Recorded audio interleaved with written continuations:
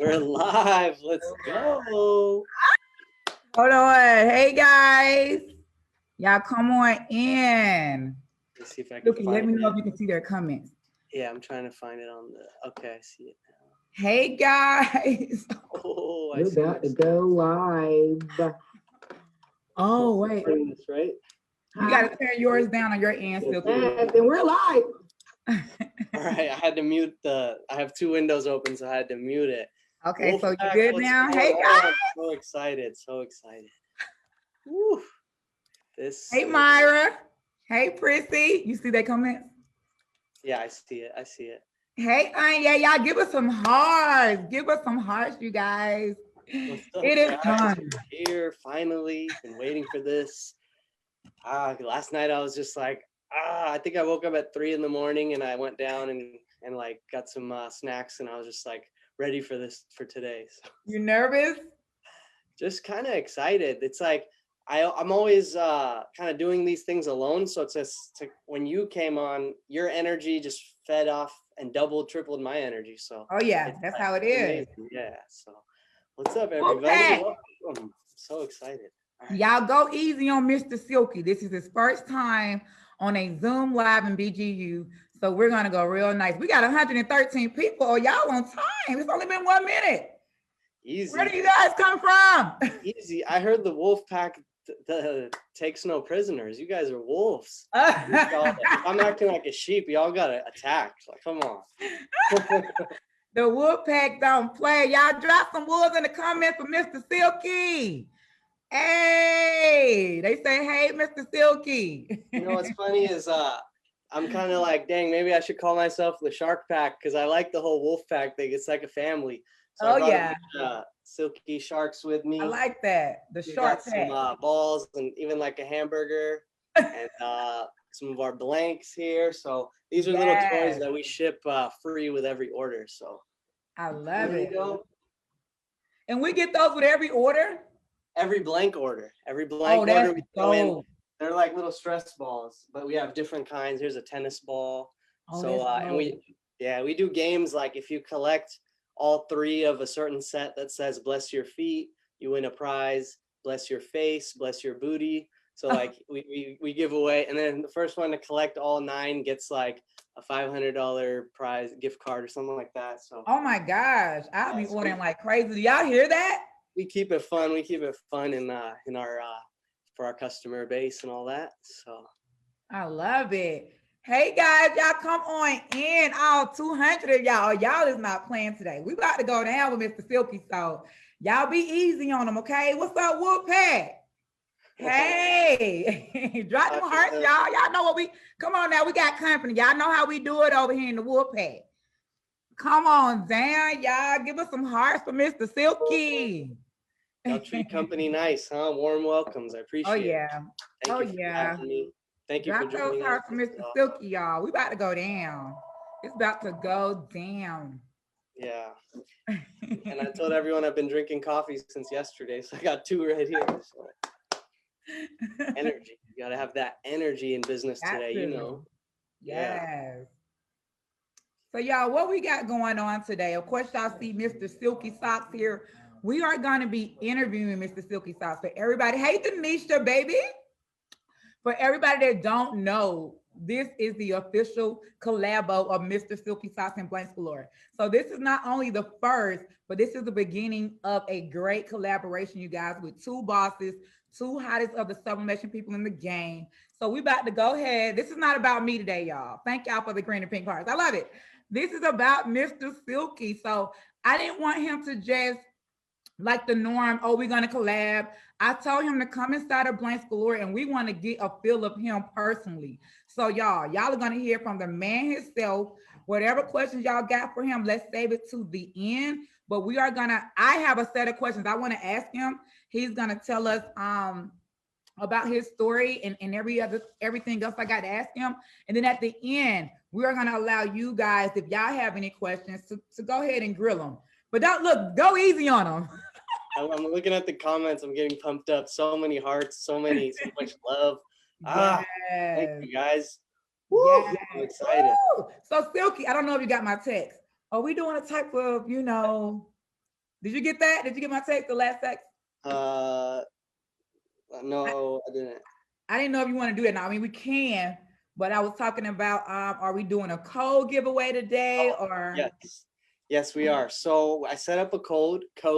It's called Wolf Pack. Let me type that in case somebody asks. Y'all heard it. We got our own code, Wolf Pack. Drop some hearts. The code is Wolf Pack for any blanks on silkysocks.com. Yes. 50% off.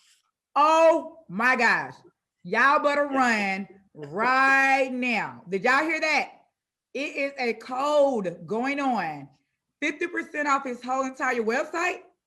So on any of the blanks from the non-sample packs and non-clearance items, all the other blanks and inserts, you'll get 50% off with that code, which basically equivalent to our wholesale price. Oh my gosh.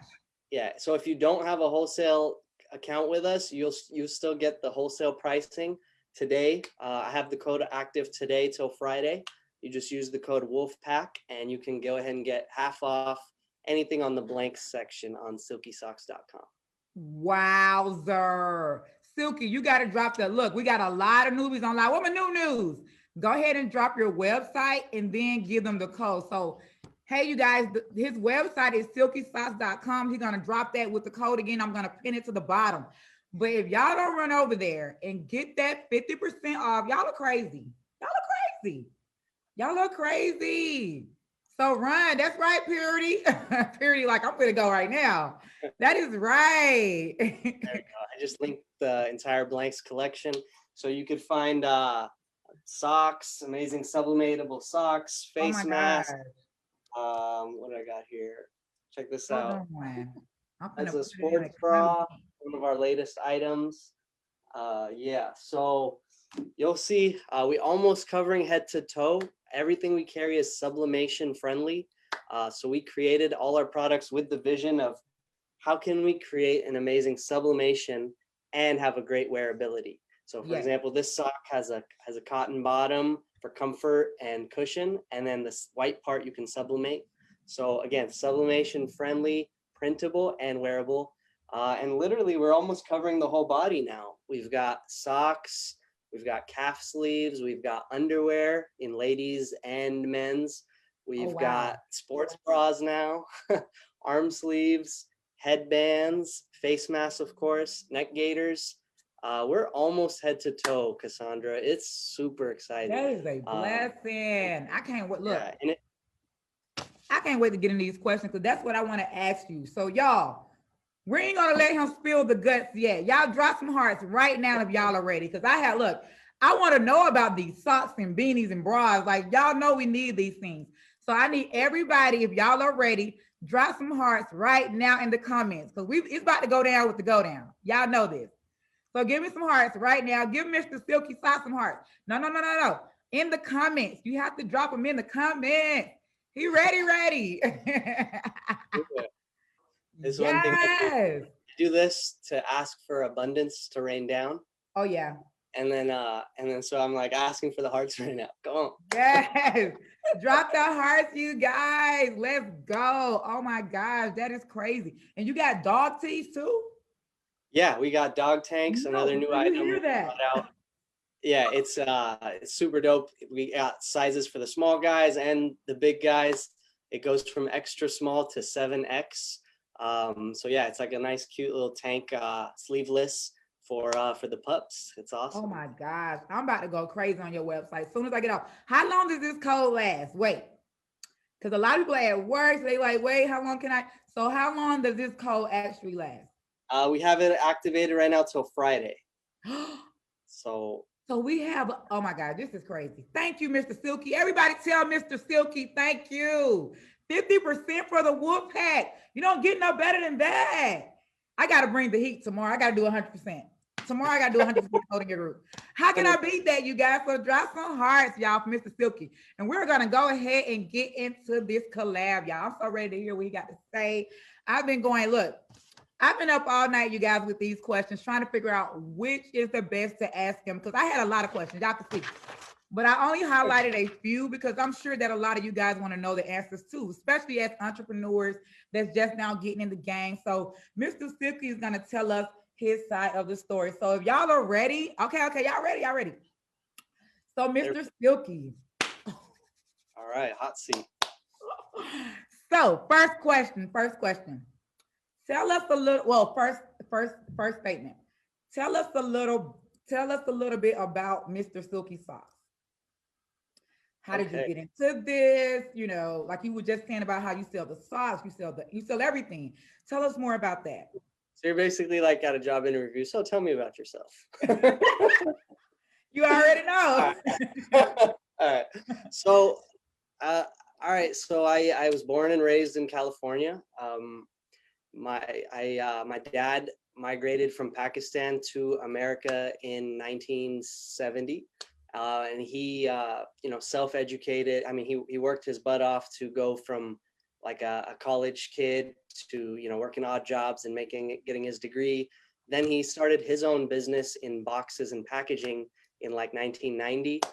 So I grew up and I was born in 86. So as a kid, I'd go to his office and I'd help him pack orders, like tape boxes and pack envelopes and just like little random tasks on the weekends. And so I always grew up around that small business environment, right? And I saw him move from, a 1-bedroom apartment to a 3-bedroom house in like a bad neighborhood to like a nice 4-bedroom house in a nice neighborhood and kind of like a nicer neighborhood. And I was there as a kid throughout that whole journey. So it's like even subconsciously now I kind of like have all those in me, right?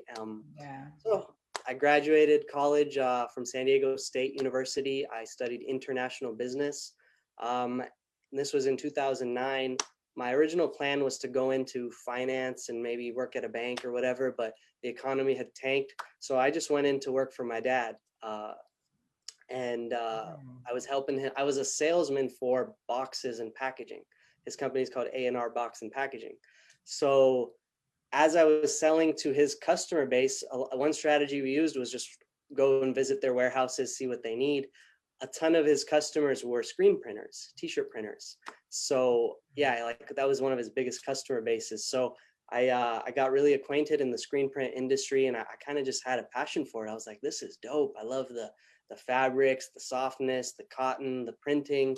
And then meanwhile, while working for him, I was volunteering for a nonprofit organization. We'd go once a week to their meetings and see what they needed help with. And one day they said, hey, we need someone to make 1,000 shirts. Can somebody do this? And I was like, I could do this. I got some connections in the industry. So I took on that project. I didn't make a dime on it, but I spent like 4 or 5 weeks just making sure the design, the mock-up, the print, the blank, everything was on point. Delivered the shirts for free. I mean, for cost price. I think it was like cost me like $4 a shirt. Delivered them. Didn't make any margin. It was just like, here's the cost, here's the money, here's the delivery. Wow. But right after that, I got orders from people in that group like, hey, can you make 50 shirts for my company? Can you make 100 shirts for my organization? And I was like, yeah, I can. And I took those orders on and I put a $2 or $3 markup on those, right?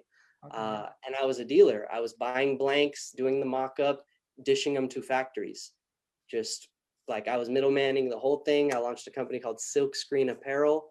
And I did that from 2009 up until basically I stopped doing that in 2020. But 2009 till 2020, Silk Screen Apparel was kind of like what set the foundation for Silky Socks. Wow. Then in 2013, so kind of fast forward a little bit, between those years of 2009 to 2013, I was learning, going to every trade show, the ISS show, watching all the YouTube videos, screen printing or orders. Like it became a full-time thing for me, Silk Screen Apparel. Like I stopped working for my dad and I just did this full-time. He gave me his blessing. I remember like having that conversation. I was like, hey dad, I think I'm gonna do this t-shirt thing full-time. What do you think? And he was like, do it, son. Like, I think you could do well. And I was like, all right, bet. So I started doing that full-time and what is it called? Yeah. So in 2012 though, I started feeling like, like I like this, but I don't like not having my own brand. I was kind of just a printer, right? Like Silk Screen Apparel. It was like, I get your order. Oh, Blanks Galore, you want 50 shirts? Oh, okay, I could do that for you, and I give it to you. But you could shop 50 other places for that, right? Right. I was like, how can I be different? How can I offer something to the customer where they can shop on my website, right? And then at the same time, the Nike Elites, I saw these socks going for like $35, $40 a pair with some crazy printing on them. And I just thought like, they're, you know, like that print doesn't even look that great, right? So what if there's a better way to do this, right? And we had some sock samples that we were delivering for one of our clients. And I took one of those sock samples and I took it to a local sublimation print supplier here in LA called Jantex Inks. And I asked them if I could test it at their shop. And they said, yeah, come on through, let's test it. And we tested it, Cassandra, and the print was just like, oh my God, this looks amazing. And at that point, I decided that socks are going to be the item and we got to do this. And it was too good not to do it. Like the sock looked so good that we just had to do it. And that birthed the vision and the idea of silkysocks.com. And I was going to ask you that, like, what made you get into socks? Like, what made you say, okay, this is my main item, to where your whole brand is named after Silky Socks, even though you sell, you know, like you said, boxers and bras and doggy tees. Like, what made you say, okay, well, you just basically said it, that's why you chose socks as the main product for your brand? Yeah, because I wanted to choose one focus, right? And I thought, like, what could it be? Could it be shirts? But I didn't want to start a t-shirt brand. I just thought like that's not different enough. But I was like, a printed custom sock brand? That is dope. And in 2013, that was like so unique, right? Like I even emailed like Rock'em Socks and I was like, hey, I wanted to know, do you guys use sublimation for your socks? And just because it was like a dope thing, right? Like it was like, like, well, how are people making these socks? How are you? And then these socks were going for $35, $40 a pair, and they were like moving, right? Not ours, but like these custom Nikes, and then people were just like obsessed with socks, custom socks. It was just a new thing. So I was like, I think I could make a dent in the entire industry by bringing socks that are really good quality, that people love to wear, easy to print, and at a good price. So we started selling custom socks for like 15 to 20 bucks a pair with printing on them. And then meanwhile, we also started offering the blanks as a kind of a side thing. But the blanks part of it started picking up momentum. And then for like the first 4 years of the company, I only did socks. Like I think I was hesitant to add other items. So we started adding like knee-high socks, streetwear socks, which are like our fully sublimatable sock. The no-show socks that everybody loves. Yeah, the no-show socks. So these are called our athletic socks. The other ones with the streetwear are like fully sublimatable. The athletic ones, you can only print from the ankle up. You can't print the foot part. But I don't have the streetwear on me. It's in the other room. But anyway, yeah, so the first vision, it's a kind of a blessing now because now I have like literally like 5 different sock styles. And if you add all these different colors and sizes, it's like 20 to 30 different kinds. Wow. Because I was so focused on socks. So I built out the best sock line, right? Like I called my original vision was be the sock king, right? Like socks, everything. Then I added, I think arm sleeves and leg sleeves just to add some more items. I was super into basketball, right? And I still am, one of my hobbies. But yeah, I added arm sleeves and leg sleeves to add something else to the basketball market. Then, you know, it really changed a lot when COVID hit in March. Woo. I try to tell people that all the time. So in March, COVID hit and it was like, shoot, what do we do? Like socks started to slow down a bit, right? So it was either act or be acted on. Like we took action. I posted in my group, hey, would you guys like us to come out with some face masks? This is one of our face masks. I love those. Yeah, super simple. Polyester front, cotton interior. We have it in some different colors too. So like the front part is sublimation friendly and the inside cotton is obviously just for breathing and stuff. But anyway, the comments were like, yes, yes, yes, please, please, we need it, we need it, we need it. Everybody was like, please give us the face masks. And there was no hesitation. I was like, boom, all right, let's get it in. We got it in. I think in April, what's funny is I was shipping them from my factory and I would do a pre-sale like a week before they came because the hype was the demand was so high. Yeah. I did 9 rounds of pre-sales, 9 rounds of pre-orders. Every single round sold out until finally. Yeah, and people that are in my group from Silky, welcome. I know you guys remember round 1, round 2, round 3. It was like so exciting, but everybody was stressed out because they were like, when am I going to get my masks? I was going to ask you, so when you say pre-sale, is that what they consider a buy-in, where you take the money up front and then when it comes, then you give it out? I mean, no, I had already, let's say I ordered 20,000 masks, right? Okay. And I was expecting 20,000 to get here next week. I would say, okay, guys, we're dropping these masks today. They're expected in about 7 to 10 days. That's smart. But I wouldn't, because they were already in manufacturing. It was already like, I wasn't like just taking the order, then buying them. Like it was already bought. It was already on its way. But people were asking, hey, can we just pre-order them? Can we just pre-order them? So I was like, yeah, let me do that. Until finally 9 times of doing that, we finally had more stock that we could actually stock it. So then we finally had stock where people could just buy it the day of. And that was my goal the whole time. It just took a while to build up stock because like literally I started with 2,400 masks round 1, then 2,400 masks round 2, then I think 4,800 masks round 3. Then I was like, oh shoot. By round 8, we were doing like 60,000 masks. Oh my gosh, that is crazy. I need to be taking notes. Do you hear this, baby? This is crazy.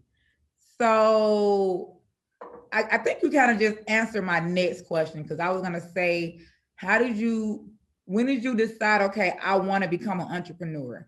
Like you said, you was working with your dad, you went to college, but when did you say, okay, now is my time to branch out? Because I know you just got your website last year.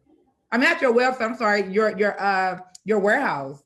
Yeah. So it was probably that time when, so in 2009, like I said, I was originally thinking I'm going to go get a job in my degree, which was international business finance. I was like in Dubai, like I was traveling at that time, and I was like, I called my uncle and I was like, hey, like, and he's like, dude, there's no jobs here, dude. Like the economy's just tanked. Go back home, right? And then, so at that time, I started working for my dad, and then it was probably when I got that T-shirt order. And everybody was like, can you make shirts for me? I got a taste of it, right? And I was like wheeling and dealing shirts, and I loved it. And then I was like, let me go launch this business. But as a kid, though, I was always the hustler type. Like I was in my school, I would be selling DVDs. Like I remember this one trip I took to Pakistan. I bought like a ton of DVDs at that time, which were like $1 or $2 over there. I brought them back here. I got like 200-300 of them, and I got tired of watching them, so I just took them to school one day and started selling them for like $10 each. And people were loving them. And they were loving them because it was like 15 to 20 at the shop. Right. And I was like, holy crap, they actually want them. And I just started flipping them, and that was a nice little memory. I was probably 16 in high school, and I bought myself a nice little TV set for my room with that money, and felt really good. Like, wow, dude, I did all that myself, and fireworks from Mexico, I would buy them and sell them here in the US, and just like fun little. You've always been a hustler, yeah. Fun little entrepreneurial projects. Yeah. So I had that spirit in me, and sales is always good. If somebody offers you a sales job, I it's like, it's good to get it out there to sell. And like, remember I told you we'd walk into different people's warehouses and sell boxes and packaging, and that getting out of our comfort zone just to talk to anybody, like that allows you to be a better presenter, better speaker, do videos like this. So yeah. Dope. Y'all give us some heart. Y'all listening in order. I like it. So next question, Mr. Silky. what would you say? And I'm sure this can go for anybody that's in the audience, because we probably already, well, I know I've had this problem. They're probably having this problem, but what would you say is the hardest part about being an entrepreneur? Because so many people make it seem like, oh, you just get in here, you make all this money, you get this nice building. What do you say is the hardest part about being an entrepreneur? Okay. It's a good question. Honestly, for me, this is maybe for me. For me, I struggle with the loneliness factor quite a bit. And I'll build on that. So I don't have like a business partner, right? I do this. I have me and like a set of employees, and the employees are awesome. I love them. But like, it's like videos like this, and this is, I know, creating value and building outreach and business, and it's like, I got to keep pushing 365 days out of the year. Right. And then, my wife is at home with the baby, and, she's awesome, provides support, but like every day I'm coming back here, showing up and making the next video, the next this, the next that, the next product, the next vision of the company, the changes we make to the website. I might not be the one that physically has to do everything. I'm great with hiring people to help me. Yeah, I'm the brain of the operation. So sometimes I'm like, damn, dude, I'm like all alone here. But I just remind myself, like, dude, this is what you wanted. Like, you wanted to do this. Don't quit now. Don't go and try to find a partner now. Like, that ship has sailed. You did this. Yeah. You built this. Keep going. So it's like as hard as it is, it's also empowering and rewarding at the same time. And then for me, like, I can't hang out with like friends all the time that are just working the 9 to 5, and like, it just, I just don't enjoy that kind of like time. You could say, like, just shooting the ish and just talking about a bunch of small talk on a Friday, Saturday, whatever. Like, I enjoy things like this, like talking to you about your goals. We're growing, we're talking about strategy, how to become a better person. Like, that's where I get my energy from. So yeah, like, entrepreneurship is lonely. Like, it is rewarding as heck, but you do have to have that grit and stay in the game, and sometimes all by yourself. But you just know that, hey, like, you signed up for this, and it can happen for you, especially with the internet and websites and online shopping. Like, we could reach 10,000 people in one day on our website, or 1,000 or 500 or even 100. But that's 100 people on your website shopping with you. That's awesome. Like, you can't even get that if you have a corner store at the downtown. No, that is so true. Oh my gosh, that was a great answer, because I know a lot of people feel like that when it comes to entrepreneurship. It is lonely at the top. I find myself telling people, you got to get around like-minded people. Like you said, you don't have time to shoot around and shoot the ish, so you go shoot the ish, but to be able to talk with people that's in the same field as you, that's has the same goals and trying to get to the same place, like, that's really dope. So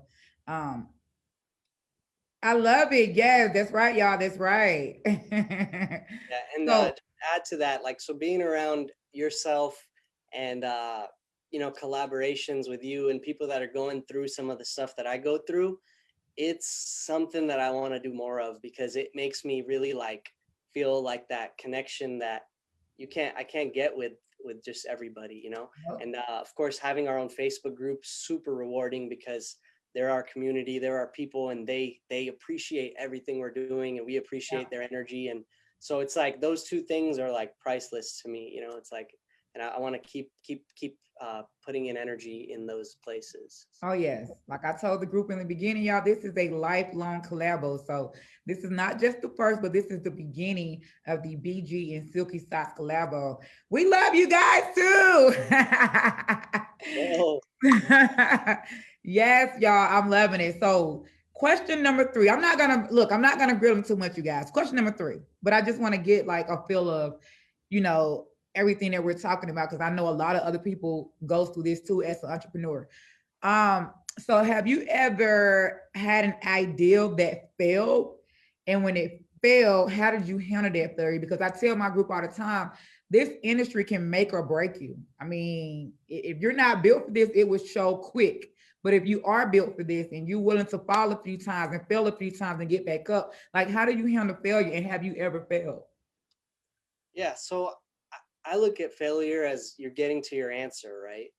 Like, I don't look at failure as, hey, I tried that project and I lost $5,000 or $1,000 and I failed. No, because money is not the only measuring, right? If it got you to the next thing and the next thing, isn't that a success? Yes, Like, it is. it is, right? So I'll give you a couple examples. I started this clothing line, really like focused on like the Muslim community. It was called I-313. 313 is like a number that's kind of significant. And like we ran it for like 1 or 2 years and it sold a lot. People were wearing them. They loved it.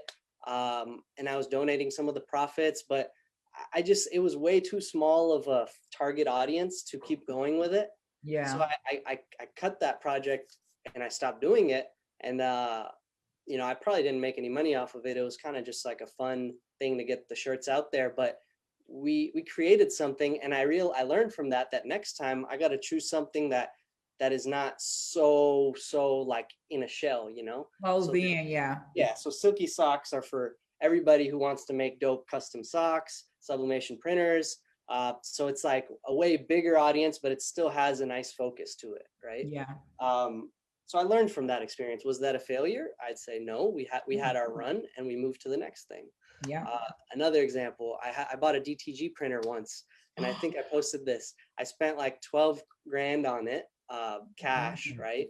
And I sold it within a year for $2,500. Just a Silky loss. You know why? Because guess what? It was sitting on my desk right here at my old office. And I'm like here on my computer and this damn DTG printer is right on my head. And I wasn't using it that much. The heads clogged and whatever. And I was like, dude, let me get this out of here so I can focus on sublimation, so I can focus on Silky Socks. Because I wanted to try and see if we wanted to sell DTG shirts on silkysocks.com. This wasn't even that long ago, probably 2017, 2018. And I got my answer real quick, and it was worth it for me to get that out of here at a $9,500 loss than let it sit at my desk for 6 more months. That's true. So I took an L, but I got the W long term because I kept going and I got to my answer quicker. I like that. And this goes for everybody that is buying all this equipment and you got it sitting there. You're not doing anything with it. It's sitting in the box. What are you doing? Get your focus together, you guys. So next question, Mr. Silky. Were there ever a time that you wanted to just give it all up? Like, I'm done. Nothing's working for me. What do I do?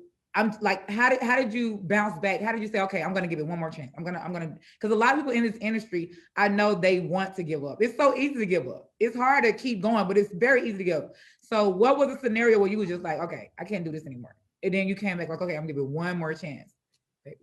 Yeah, so everybody deals with self-doubt at times. Don't think that we don't go through like our own like negativity and doubts. We all do.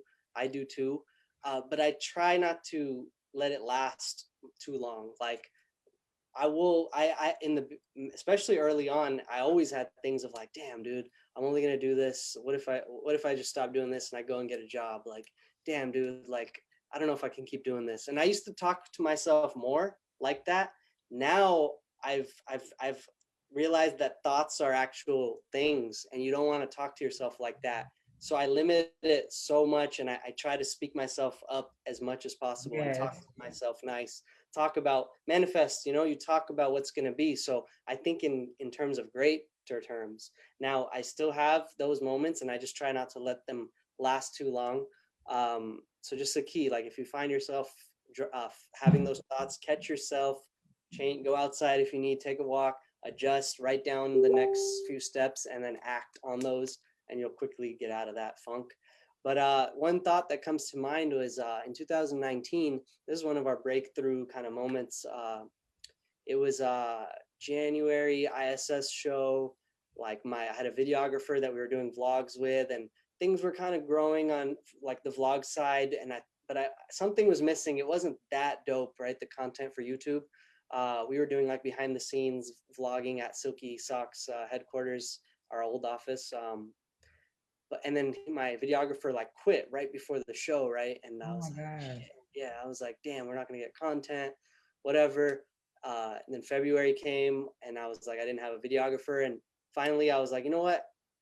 I'm just gonna put a tripod in my face, stand in front of the heat press, and tell the world about Silky Socks.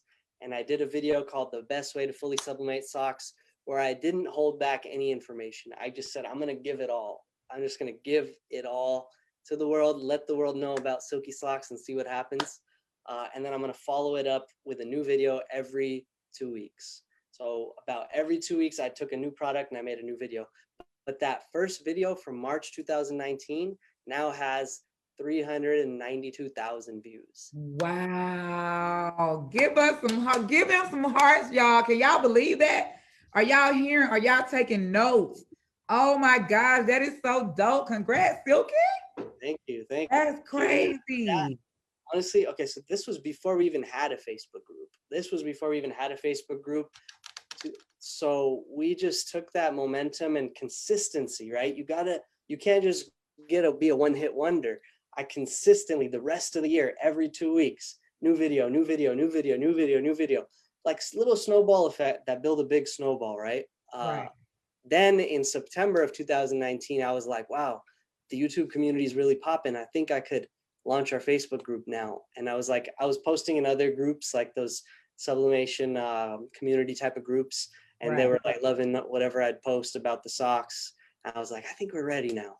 And then we launched the Facebook group, and dude, that was a hit. And we've been having people joining every week, every day. And the engagement in our group is just so dope. You know how it is. So it's like, that was like those two turning points really set us off and got us ready for what we are today. I love it. Thanks, guys. Yes, y'all place those orders right now. So you kind of got into my next question when you said about posting every week. How important is content in the world today? Not just content, but consistent content, because I know a lot of people, they'll say, okay, I'm going to post 2-3 times a day. They'll do it for 1 week, and then the next 3 months, you don't hear from them. So how important is it to consistently post, consistently put your product out there for the world to know?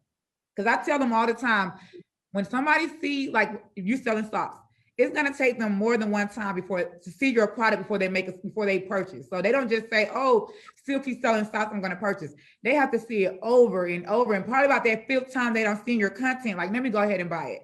So how important is content these days? Dude, it's the lifeblood of your business and your organization. It's everything. So when I make my decisions, I think, what's the job that nobody else can do? That's the job I want. I like that. What's the job that nobody else in my company can do? That's the one I'm going to do. Or but what job can I let someone else do? I'll teach them, and I'll hire them and let them work on that job. Yeah. So I don't pack and ship orders because I can train someone to do that, and they can do it better than me because they'll just keep repetition, and they'll get there and do it. But is there anyone else better to come on this video with you one-on-one and talk about Silky Socks, Cassandra, than me? Than you. That's right. Yeah. Like, I'm the only one that's going to come and tell the story of my company right here on this video. Right. Yeah. So same thing on YouTube. I was like, who's the best person to tell this? Should I hire some guy that's a really good speaker to come and do a sock presentation? I was like, no, I should do that. I created this product. I know I can teach it. I could talk about the ins and outs of it. I have the passion behind it. Yeah. I'll tell the world about it. And that's where I should be spending my time and energy. And all the other work, like, I don't answer the phones, I don't answer the emails, but Natalie does, right? Raquel is here. She's answering the live chat for customer support. Fritzy answers our wholesale applications. Monica and the gals in the back pack the orders and ship the orders. And, it's like, if you're not ready for that step, you can look into hiring someone part-time, 5, 10, 20 hours a week. But the point is, you got to be putting your message out there. You got to be posting. I was posting every day on Instagram from 2013 to like 2018, like 1, 2, 3 posts a day, like every day, consistently. And Wow. finally, I made that shift to put more energy on YouTube and Facebook in like 2019, as I was telling you. But like the first 6 years, I was just locked in on Instagram, like every day, like posting.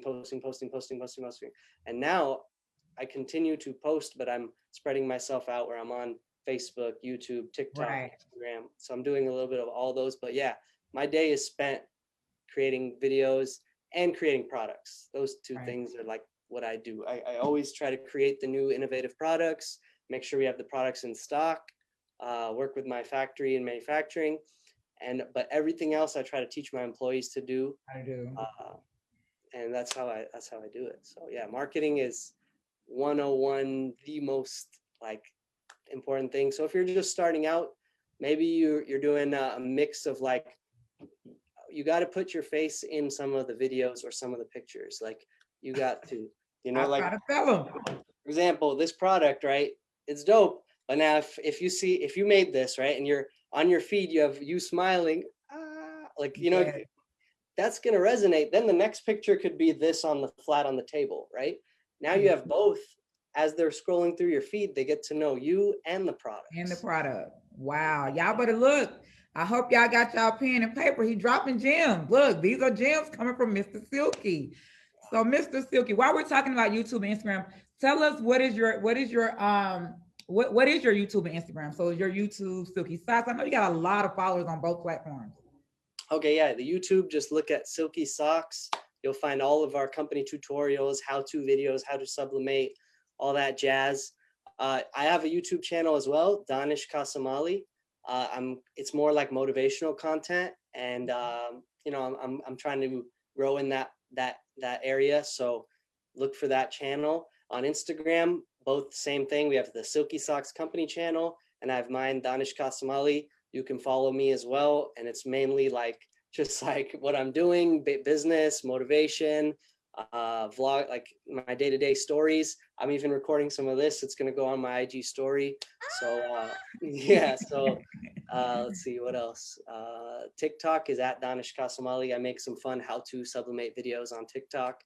And Clubhouse at Dannesh Kasamali. We're going to have you on in about 2 weeks. Yeah. Oh yeah, and vice versa, you guys. Yeah, I'm doing a little. Oh yeah.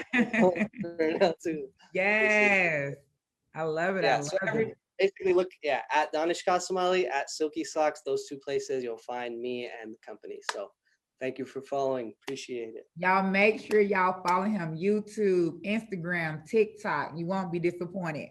Okay, let's get a little deeper here. So this is something that a lot of people in my group always ask about. So I want to know, how do you feel about this? When it comes to family, how important have you found the support of your family and friends? And how does that affect your business? Like, do you want their support? If they don't support, do you feel like, oh, they're not my real friends or they're not my family? Like, how do you feel about that? Do you need it? Okay. So a couple things going on with this question. Let's see. First of all, friends, right? Like, you got to show some empathy there and realize that a friend, you know, like, there's a phrase that comes to mind, like, what do you expect from your friends, right? Meaning, like, do you expect them to drop everything and run to you, or do you expect them to just want to have fun when they spend time with you? Yeah. If you lower your expectations for your friends, I think it's easier to deal with mentally, because sometimes we think like, damn, our friend should be buying from us. He should show up when I need help moving my product. He should show up and just support me and comment on all my stuff and blah, blah, blah, blah. But the reality is, your friend is in his own head or her own head. They're thinking everybody is the most important person in the world to somebody. To whom? To themselves. Yeah. So that friend that you're so worried about, that's like not supporting you, they're in their own head. So you got to have some empathy and be like, man, they're their own person. So by me lowering my expectation, I'm able to not like hate all my friends, you could say, right? Like, I'm able to just deal with it, and I just do my thing. And when they do show love or a comment, I'm just like, oh, thank you. Like, I appreciate it. But I don't rely on that, if that makes sense. Because I know that, like, they're doing their own thing, and that maybe I should support them with whatever they're doing. And if there is mutual like energy and comments back and forth, that's beautiful, but I don't wait for it, you could say, because if I wait for it, I'm finished. I'm sad. I'm negative at that point. So I just keep moving, keep doing my thing. Now, family, I have a really interesting kind of thing. So my daughter Aaliyah, she's almost 3 now, our first kid. So when she was about 6 months old, Cassandra, I had this conversation with myself. I was like, look, Dannesh, you need to shape your business so good, so efficient, and cut out all the negative time. That way you could spend time with your daughter and your wife. And what I did was I started with that mindset. I got rid of any like weeds in my business. You know, I had to make a couple of tough fires and fire people that were like not just like self-managing and doing the work at their, like without having to be like watched. Micromanage, right? Yeah. So I had to make those tough moves, fill in the right people that wanted to work hard at their own pace and not have to be watched. Like they're just honest, hardworking people. And I got an admin. I hired Natalie to answer the emails and phone calls, because I was like, look, we're getting busy enough now where I don't have to do all those. And she can, and brought her in, and she just killed it on the phones and emails, and we got busier, and she just grew with it. Right. We started her at 20 hours. She increased it to 30, 40. But anyway, the point is, because I wanted to spend time with my daughter, I improved my business. It was like a cause and effect. It's crazy. And it's like, because of that, and those moves I made with the motivation of wanting to spend time with my daughter and not worrying about it so much, I was able to shape and improve my business. And then now focusing like energy on social media and videos and all that stuff. But I do have a lot of free time because I'm able to kind of like shape the business with that in mind. You know what I'm saying? Right. Yeah. And that goes into my next question. Like, being an entrepreneur, full-time entrepreneur, when you're running your company, you got employees, how do you make family time? How do you put time to the side for a family? Because we're always on the go. We got to do this, we got to do that. Next thing you know, we're neglecting our kids, our husband, our wives. And then, of course you say, well, I'm going to get home and turn my phone off.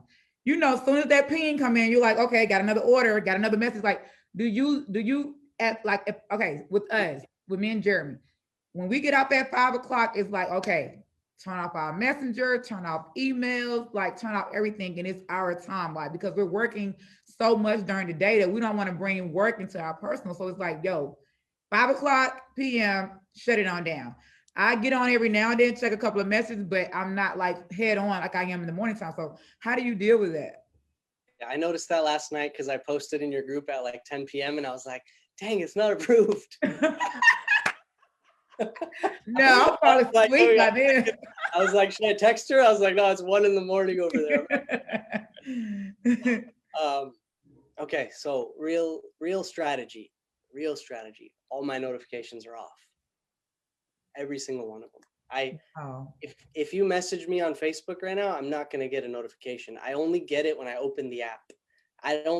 So here's the crazy part. I'm so active on Facebook, Instagram, YouTube, TikTok, but I don't get notifications from any of them.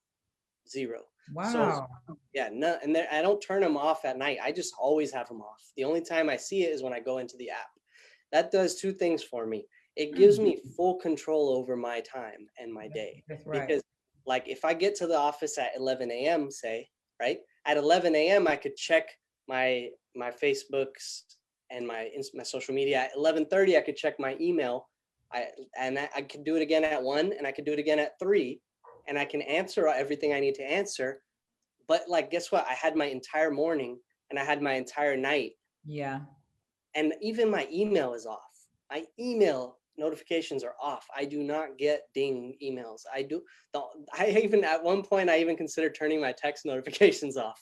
And I was like, yeah, because I wanted to be in full control over my day. So this morning, me and my wife and my daughter went to Starbucks, and we went to Barnes and Noble, and we're hanging out. And then I came here to the office. It's like a daily routine for us. And because of that, because I'm so committed to that, I set up systems at to be able to like serve the company, serve me, and be able to do that. But if I wasn't disciplined enough to be committed to that, I would just be erratic and be all over the place. All over the place. Oh my God. So it takes that high level discipline, because you gotta like be patient. And you know what's funny? Sometimes I get bored, like, dang, I'm not seeing, like, I need to go on social media, like, it's just that addiction to something like a pop-up, like if you feel busy, but you feel like you have something going on because you're seeing all these notifications, but really it's just random busy work. It's not really relevant to you, you know, if it's just like, especially like if it's not someone commenting. The notifications I take most seriously are like people commenting on my posts, stuff like that, you know, because now I'm like, but still, even those, I'll log in and I'll see those. I won't let them interrupt me with whatever I'm doing. I like that. Y'all heard that. The word. What word did y'all take out of that? Discipline. Keep that in mind. That is hard, because especially if you are a social media addict and you're actually turning off notifications. I can't imagine turning off all my notifications, but I do be like, yo, 5 o'clock, I'm gonna wind it on down and have some of that me time, give my man some time, you know, all that good stuff. Next question. I like that, y'all. Give us some hearts. Y'all, we dropping gems over here. I hope y'all love it. Well, no, Silky dropping the gems.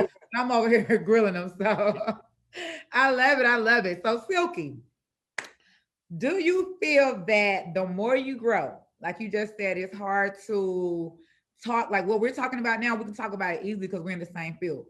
But when you find yourself around people that don't do what you do you find it hard to celebrate your wins or to brag about what you have going on? You know, like if you hit a milestone in your company, do you say, well, I'm not going to sit around my friends because I don't want them to think I'm bragging? Or do you just like, hey, I can celebrate with everybody. Everybody's going to, you know, celebrate with me? Or do you have those friends where you can't really say too much because they're going to feel like, oh, he's always bragging about Silky Socks?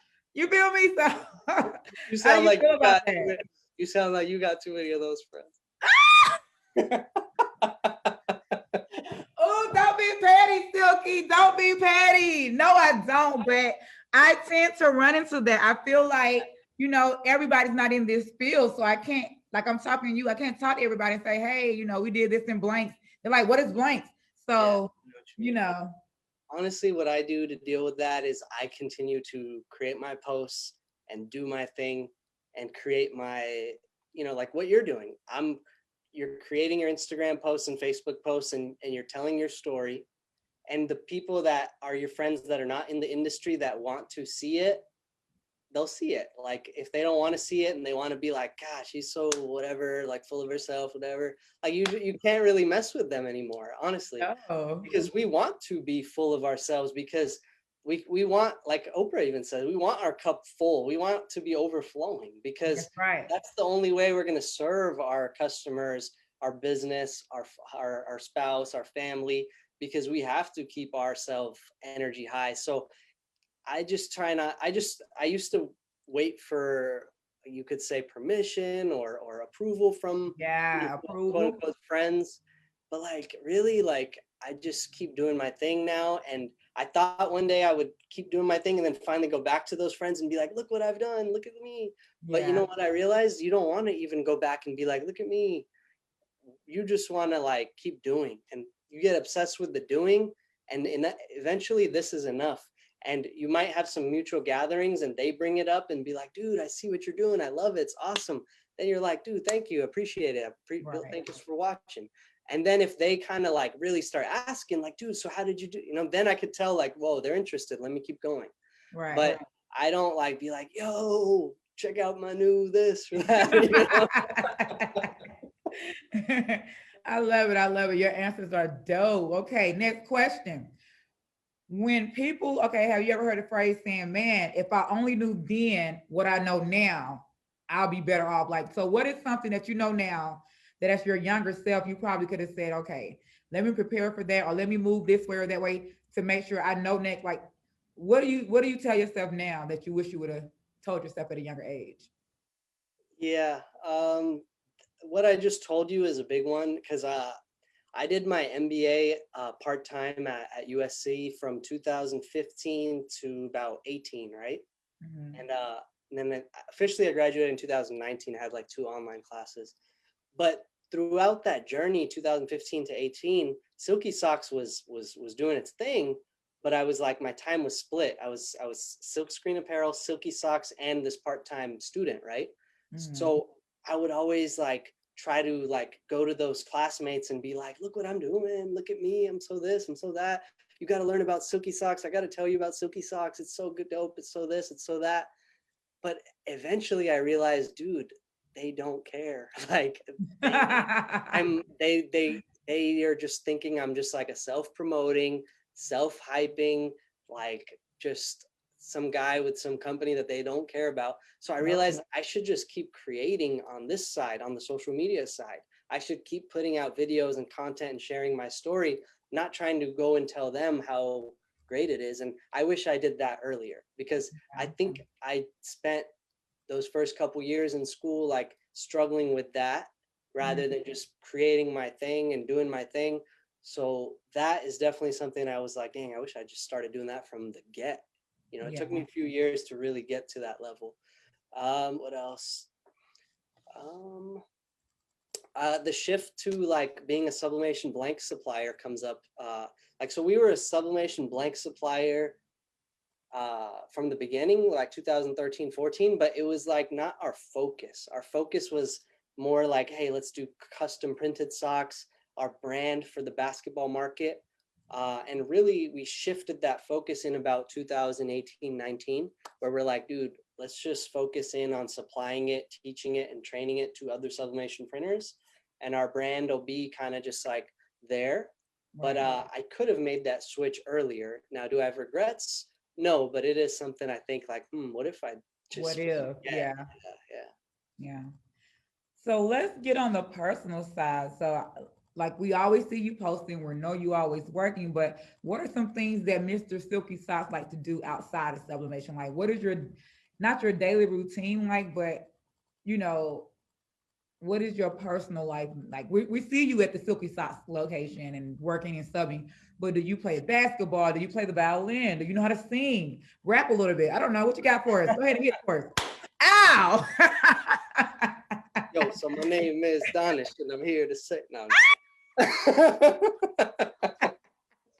Let me do the music. Okay, whoop, boom, boom, boom. I don't even know how to beat. But what you do? What do you do? I play basketball like every week. Used to be like every other day, but now I play like once a week at a park because COVID. I like to dribble and shoot. I'm a really good shooter. Okay. Yeah, and so it's funny. Like when the ball goes through the net, it kind of it's like a self-esteem. It's like a reinforcement of like a success. So I compare that to like almost like a win in business, a small win.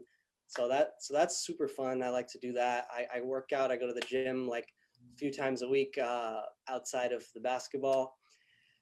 I spend a lot of time with my daughter. We usually hang out every morning. We'll go to coffee shops. I drink a lot of coffee. Okay. You know, other than that, I keep it pretty simple. Barbecues, parks, seeing family.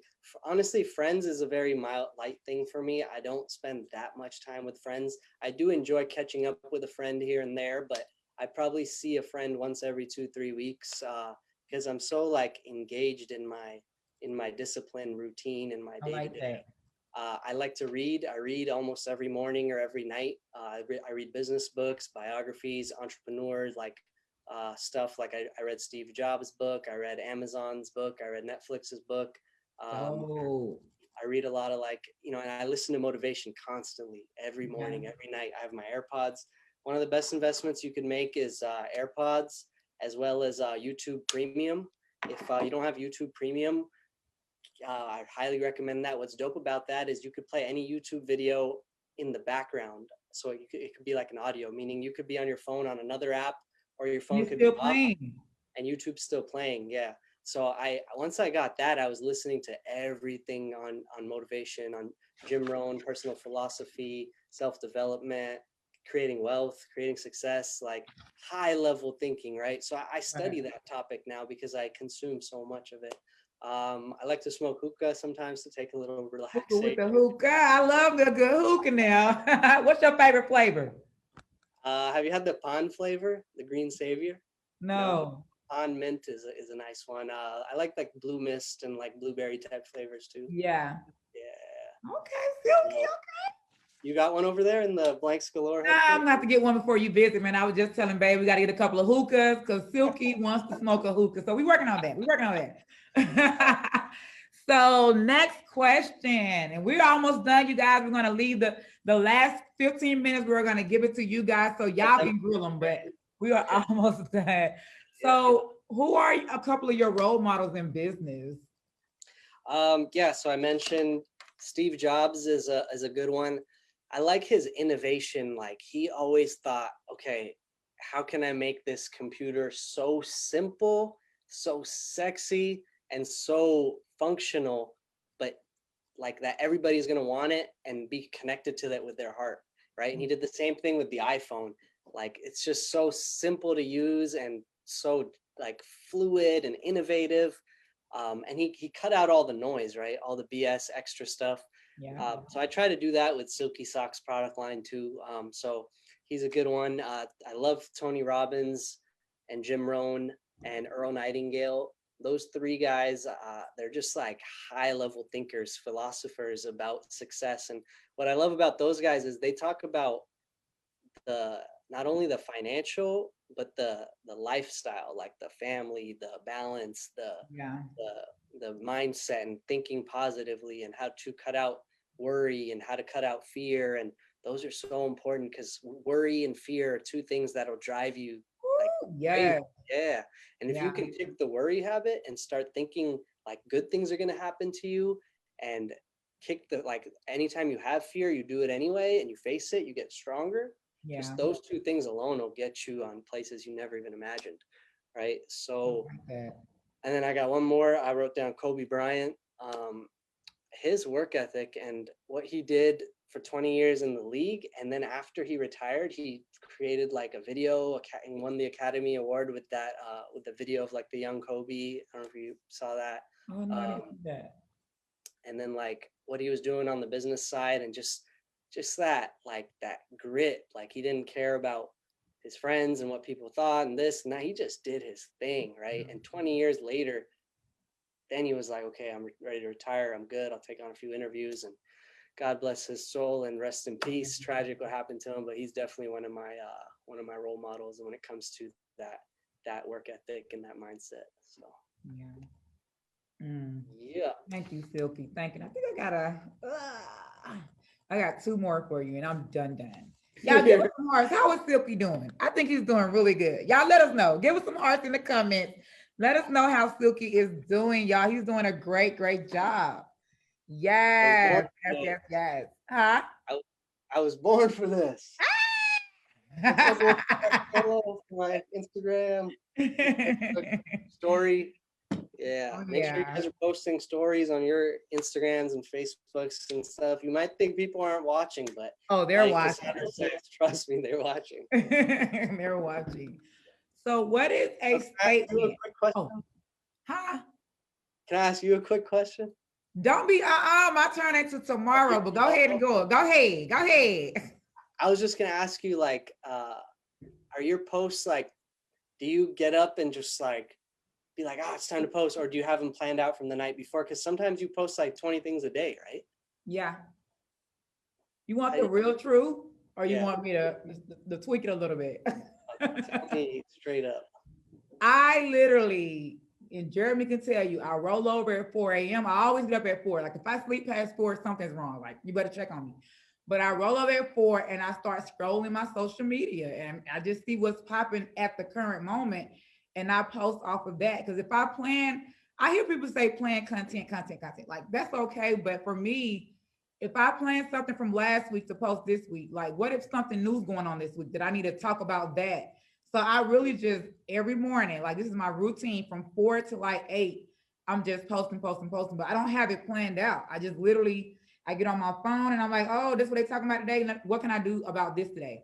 Or I go through my photos and say, oh, I haven't posted about this. Let me talk about this, but it's not planned when it comes to my content. And okay, so you allocate the time, but you don't already have it ready. It's like it's created on the go. On the go. Got it. And I have to post it before, I have to post it in the morning. After 12 noon, my posts slow down. You can see that I don't post. But my peak times are from 4 a.m. and you would think like nobody's up at that time, or they're really up. So from 4 a.m. to like I said, about 8 or 9, that's my time. And that's Eastern time, so that's 1 a.m. Dang, I gotta get up early. Oh yeah, oh yeah. Right, yes. Cool. So y'all, thank y'all, fam. Okay, so what is one statement that you live by in business? All right, document the journey.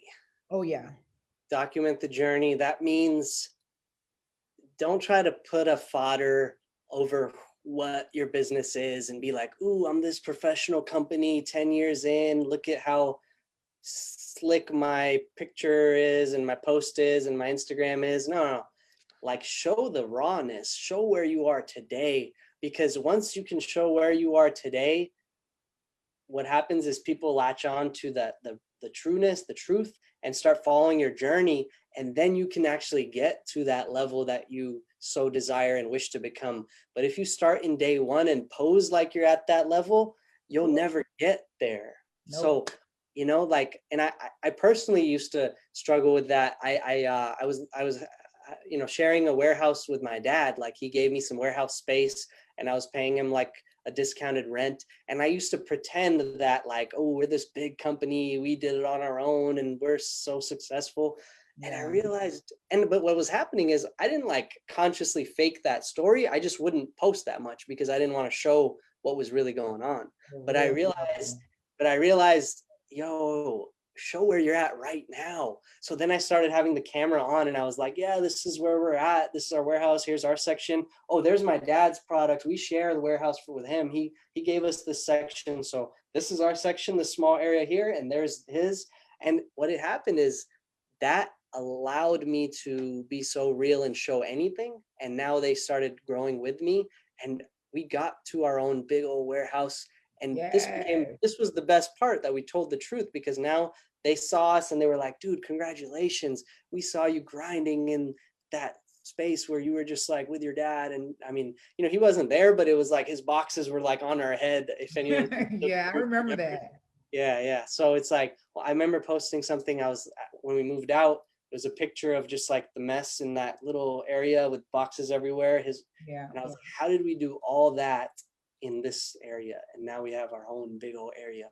Is because we stayed true. We documented the journey. So even if you're just starting out, you could literally be like, guys, it's my first day making socks. Tell me how I'm doing. And you can post a sock that you make, even if it's literally just the crappiest mess up you've ever done. If you tell them the story, it's my first time I ever did this. Oh my God, what do you think? I think it's terrible. I messed up or whatever, right? People appreciate your honesty and be like, no, it's actually really good. And they'll encourage you and you'll come back the next day with a better product, and the third day and the fourth day. And then by the fifth day, they're copping. Yeah, that's true. Right? That is so true.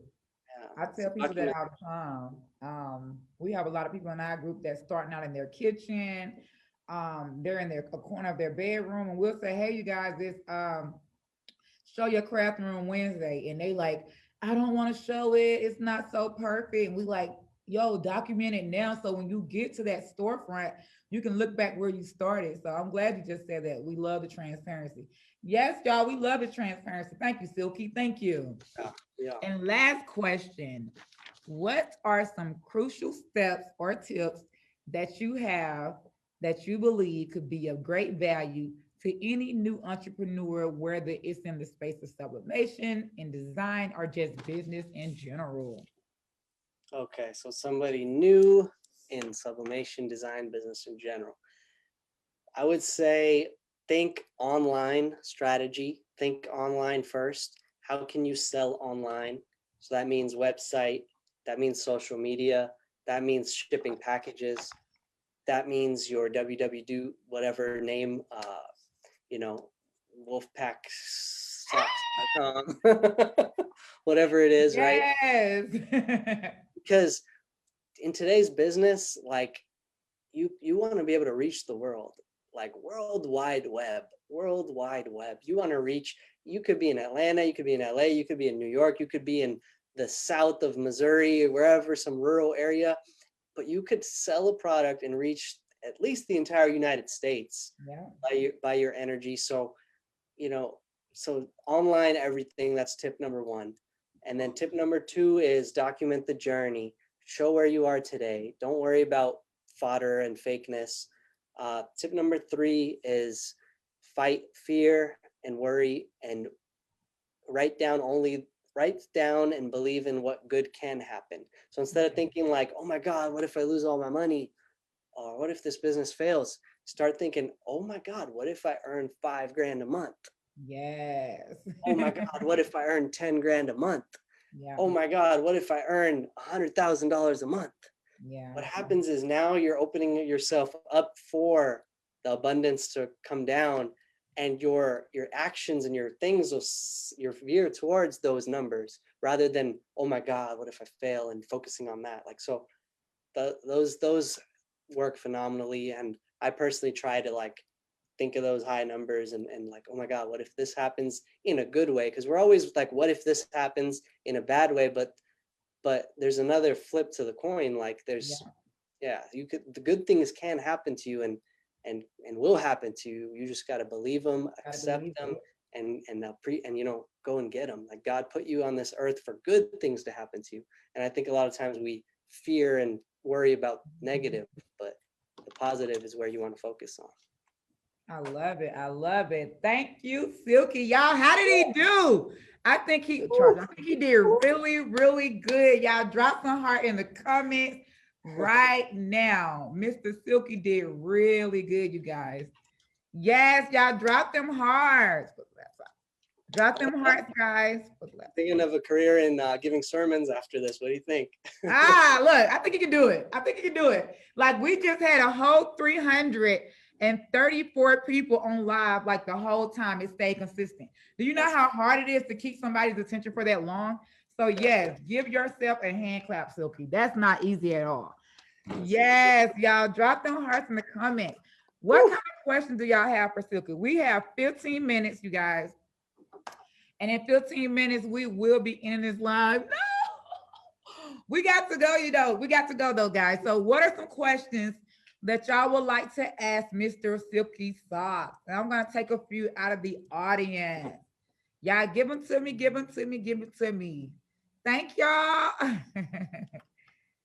Thank y'all. Yes, he did really, really good. He did amazing. He did amazing, y'all. People are using the discount code. I can see it. Oh, that's right. Who's all using the discount code? If everybody orders something, drop the hearts. No, what? Don't even drop a heart. Drop a wolf in the comments. If you use the code WOLFPACK and you went to silkysocks.com and ordered your blanks, drop a wolf right now in the comments. Don't play, you guys. Y'all know how we get down over here. Drop those wolves. And if you haven't, I need everybody to run to silkysocks.com.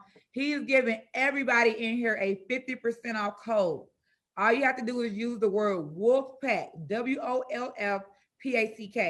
So if you've already bought something, y'all give us those wolves in the comments. Yes, I see you, Keita. Good job. I love the support, guys. Y'all know Blanks Galore supports all the way. And we support Silky. Appreciate it. Yes, great job, y'all. Yeah, we've had 49 people use the code already. Oh my God, y'all, let's get it. Come on, let's get it to 100. Let's do it. Yes, y'all, we need everybody to use the code WOLFPACK. Go to silkysocks.com. The code lasts till Friday, right? What time Friday? Friday night. So 11:50. Friday night. Yeah. Y'all. Sure. Let's see. These are the ladies' boy shorts. You can sublimate these. Pretty nice. Yes, show us some more of your products. Okay, so you got the boy shorts. These are boxers. Oh, those are dope. Men's boxers. So we now have 3 kinds of ladies' underwear. Men's boxers. Let's see. We've got the inserts. I know someone was asking earlier about like the socks and how you stretch them. So basically, you would just load them into an insert like this. See, I could still do this on video. You got the jigs. So yeah, we got jigs on there and instructional videos with all the products. And every product on silkysocks.com, guys, is developed and engineered by us and then mass manufactured. So it's not a product that you can just get off the shelf anywhere. Like these are unique Silky Socks developed products. everything from the boxers to the sports bras to the socks. These are the sports bras. We just got a reshipment of these today, so that's why. That is dope. I can't wait to get off the order. I'm about to go crazy. 50% off. Y'all are crazy if you don't use this code right now. Y'all have to Friday, so go ahead, take your time. Oh wait, we got some questions coming in. Are you gonna read them off to me, or how's that work? Yeah, I got you. I got you. So China Gill said, was there ever a time when you doubled your pricing, and how did you overcome the doubt in settling on your pricing? Oh, that's a good question. Okay, so I never doubled my pricing, but I have increased my pricing. If you think you charge too less, I would encourage you to just increase it and see what happens. Because what happens is sometimes you're like, damn, my prices are too cheap. If I increase it, they're gonna go away. But you're just assuming, right? Don't assume that they're gonna go away. Go ahead and increase them. If you were charging only $7 a pair of socks or $7 a mask, but you think you should be charging 12, but you're scared to charge 12, start with 10. Go 10. Just do it. See what happens. What's gonna happen is it's gonna go better than you thought. You're stuck on like worry and fear. And if you had like 10 or 15 customers, maybe 10, like you'll have like 8 to 10, and a couple of them will go away, but that's okay because you'll give room for new ones to come in, you know. New ones, and, yeah. And also you'll feel better about it. And some people actually, you'll be surprised. They think if it's more expensive, it's probably better quality.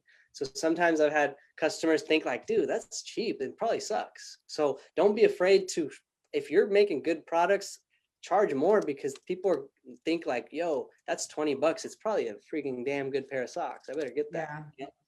So I hope that answered your question, China. We have a few more. How long we got? Oh, we got 13 more minutes, so we're good. So the next question says, how do I get to a place where I'm focused on one thing instead of 10? It seems like I'm all over the place. Okay, good question. So I'll give you two things. What you could do is you could make bubbles of everything you sell, like your entire, like whatever your whole business are. You put yourself in the center. This is me. And then start writing bubbles to everything you're doing. That way, put it on paper so it's a little organized, right? And then start cutting the ones you don't need anymore. Start cutting the ones that are taking up, wasting time, wasting energy, and not bringing value to yourself and your business and others. So if your customers are the only ones getting value, guess what? You're going to get burnt out. Like, meaning, if it's too cheap and not worth your time, you got to cut it so you can have room to focus on these 3 to 5 things, and then grow with more customers on there. So to focus, draw things out, draw little flow charts, write stuff down. Another thing that helps me focus is that 15-20 minutes of reading a day I do. Honestly, sometimes it's not even for the content. It lets me block out the noise and really get into a quiet place and relax. And helps my focus in terms of a human being. And then I get the content as well because I'm reading about business, and so it's like got so many benefits. So try those two things and see where it takes you. I love it. I love it. Did that answer your question? Can't remember who that was. So the next question, it says, how do you gain an audience for your business? Because I know before you were saying it's organic, or do you run advertising, or do you have shout outs or affiliates? Like, how do you gain your audience for your business? Yeah, so I used to just post heavy on Instagram. I'm going back to like 2013 to 18, heavy on Instagram, and I would send free product to influencers and get shout outs and stuff like that. But I stopped doing that, and I started making my own content on YouTube and launched my Facebook group. And now I literally, for the last 2 years, we haven't spent any money on advertising. We literally just make our own free videos and put out everything for free. And people come because they see our videos, they hear about us, word of mouth. So I put out so much content on YouTube, TikTok, Facebook, and Instagram combined that every day we have 1,000+ visitors on the website. Oh my gosh, that is is crazy. Now, I'm not saying you have to spend zero. You can do a combination of, but I think businesses struggle because they only spend money on advertising without doing all the organic reach of putting yourself in videos and doing presentations and posting posting for the free. If you do this, what happens is you build a deep relation with your customers. Yeah. Then you could do the advertising part as well, but you'll spend less here, and it'll become a powerhouse together. So I am planning on doing some advertising late this year and kind of having an ad budget, because for 2 years literally we've had zero ad budget. But now I'm thinking we're ready to do a little bit of both.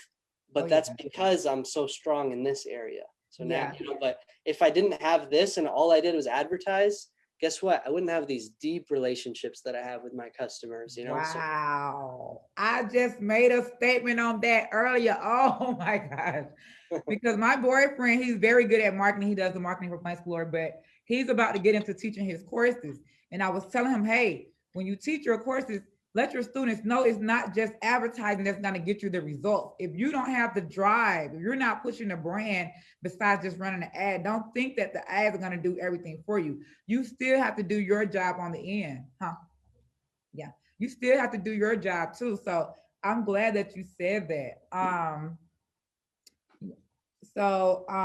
One more question, you guys, because I see them coming in. So someone else asked, what do you do when you promote a new item and you don't get a sale after a few months? How do you catch people out? I know you just said that, but do you get discouraged if you don't sell a product? Like, hey, what's going on? Or do you just push more content about this product? Like, what do you do? I mean, go to the next product and go to the next product, go to the next product. So if you tried to sell stuff on Valentine's Day and it didn't work, then hey, March 17th is coming, go St. Patrick's Day and push it on TikTok and Instagram and Facebook. And if you didn't push it on TikTok, for example, then push it on TikTok. Like maybe you just pushed it on Facebook, but your friends on Facebook weren't really digging it. So you got 2 or 3 other platforms you could hit, and then you can come with the next product. What I love doing is showing videos of the products being made, right? Yeah. So if you could, like, it's again documenting the journey. So if you're making something every day, that's content you could post every day, and you have so many places you can post it. You can do TikTok, Facebook, and Instagram really quickly. You could do YouTube if you want as well, and upload something which might be a little bit of a longer video. But you have 4 places you could put out content for free, and it might reach 1,000 people, 2,000 people, and you can do that every single day, once, twice, or thrice a day. And you have a website that it's all linking back to. Now it's just a matter of time till you start building a community and having traffic and all that stuff. And if one product's not hitting, go to the next product. Push customs for a while. Create a motivational phrase that becomes your design, and now you can create a little buzz around that. Like, you got to just try different products, because there's been definitely sock designs that I've hired graphic designers to do. I was super hyped about them. I thought they were going to kill it, and we didn't sell a single pair. Like, some of them I've been there too. Yeah, some of them we sold 5 pairs. Some of them we sold 10 pairs. But not every product is going to sell me 100, 200 pairs, Right. So. Awesome. And I'm going to answer, I forgot this last question. How do you stay, no, I don't like that question. This is the last question. I'm for real this time. What motivates you in this business? Like, I know you were speaking on your daughter earlier, your wife, your family. Is that what every day when you get up and you're like, okay, I'm tired, I don't feel like doing this today. What do you tell yourself? Okay, time to go, let's get it. Like, what's your motivation behind all this? Yeah, I pull motivation. I think motivation is something that you pull from different sources. So I pull motivation from giving my wife and daughter a better life, right? I pull motivation from giving my Facebook group members like an amazing product and a great like energy. I pull motivation from the idea of Silky Socks continuing to innovate and grow and become something. And sometimes I even pull motivation from, well, I better go and do something because I don't want to just do nothing and feel like crap and stay home and just, it's like the idea of the days that you just are lazy. Yeah. You don't enjoy those days. You enjoy the days where you're vibrating and you're energetic, like today. This is a great day, right? Oh yeah. Now when I go check in with the warehouse and make sure they're all good, and then go to the gym after this, exercise, push myself, and then go home and I'm exhausted, but I'm gonna enjoy that rest. You know what I'm saying? Like, because I had a full day. So I'm getting to the place where I'm just addicted to the feeling of winning the day, and I want to continue to feel that, and that motivates me. So there's a phrase that comes to mind: motivation gets you started, habit is what keeps you going. So in the beginning, I used to listen to Eric Thomas, Beast Mode every day, like I needed that. But then I got to a place where I started consuming like a little bit more like philosophical motivators, like and kind of educators. And then now it's just become a habit. Like, boom, this is what I do every day, That is dope. That is dope. Do y'all hear that? Did y'all get these gems? So we're done. We're done, son. Did y'all get those gems that Silky dropped this whole hour and 30 minutes? We was only supposed to be on for an hour. That was the thing. But we have did 90 minutes full of gems, full of motivation from one of the top 2 players in the game. Y'all drop some hearts for Silky. Yes! Thank you, Silky. Are you gonna follow it up tomorrow or what? Yeah, look, tomorrow's going down. Y'all already know how we're packed. I need y'all. Let me tell y'all something. Hold on. I need all my Wolfpack right now to go join Silky Socks group, because tomorrow I go live over there. And if y'all are not in here over there cheering me on and supporting me, I'm gonna get on y'all. So everybody that's on this live, go to Silky Socks group right now. What's your group? Silky Socks? Sublimation with Silky Socks. Go to Sublimation with Silky Socks and join, because tomorrow is my turn. I get to go over there and tell my story. I'm not ready, but I got to get ready. So y'all, please come join and get on the live tomorrow, same time, 5 p.m. Eastern. You know it's going to be crazy. So I need everybody over there, like, go join right now. And if you haven't, definitely use the code today. We got to Friday, but go ahead and use it while you can. SilkySocks.com. The code is Wolfpack, okay? Okay, thank y'all. All right, thanks for the time. Appreciate it. Wolfpack, thank you for having me. It was awesome. I'm about to make my own shark pack, so come and join the shark. Oh, come join the shark pack. I like it. Now we got to come up with our own. I like the whole Wolfpack family concept. It's dope. So thank you. Silky, we got to do something like that too. All right. Oh, yeah. I see the hearts. Thank y'all so much. So we are out of here. Please come join Silky Socks group tomorrow. Silky Socks, it was so nice having you on today. Thank you so much for coming to Blanks Galore, showing us all this love. We really appreciate you, and we look forward to more in the future. Like I told you guys, this is just the beginning of a long-term collabo. So stay tuned, you guys. Tomorrow, we will be in Silky Socks group at 5 p.m. Eastern. So be there or be square. Bye, guys. Bye, guys. See ya. Thank you.